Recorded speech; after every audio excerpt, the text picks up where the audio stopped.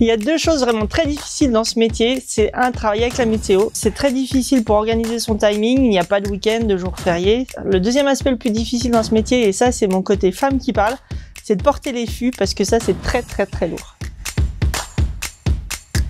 Pour moi, les réseaux sociaux, c'est très important. En 2017, quand j'ai créé mon domaine, j'ai tout naturellement créé une page Facebook professionnelle.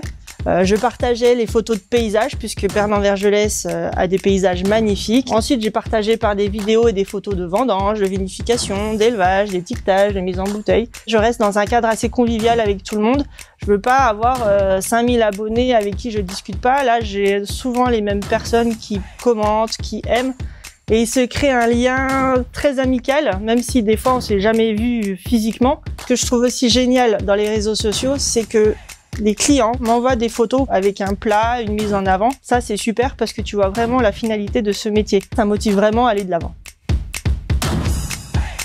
Mes vins sont avant tout des vins que j'aime. Pour moi, c'est une histoire de feeling, de ressenti. Je goûte beaucoup en période de vendange, en période de vinification, en période d'élevage. Ce sont des vins qui ont une belle minéralité, qui sont portés sur le fruit, qui ont beaucoup de structure, qui ont beaucoup de tanins, qui ont des tanins assez soyeux selon les appellations.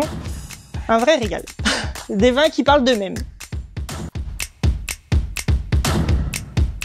J'ai deux enfants de 5 et 9 ans, je ne sais pas s'ils feront ce métier plus tard. Rien n'est écrit à l'avance, croyez-en mon expérience. Dans tous les cas, je leur fais sentir et déguster dès à présent de nombreuses saveurs, que ce soit des fruits, des fleurs, des épices, pour que peut-être plus tard, ça puisse les aider dans ce métier de vigneron s'ils choisissent ce métier.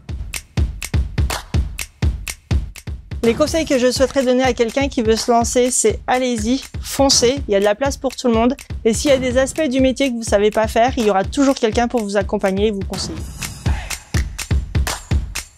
Oui, il y a une certaine entraide entre les vignerons, puisque quand j'ai un doute sur un terroir, sur la météo qui arrive ou sur des manières de faire, je demande à mon entourage qui est là pour me conseiller et me donner son expérience, puisque je suis novice dans ce métier.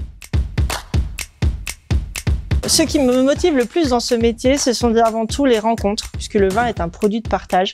Je fais des rencontres que j'aurais jamais fait si je faisais pas partie de ce milieu. C'est aussi la routine. Je déteste m'ennuyer et dans ce métier, chaque journée est complètement différente. Quand les personnes t'envoient une photo ou te font un commentaire de dégustation sur un de tes vins, ça te redonne un petit coup de boost quand même.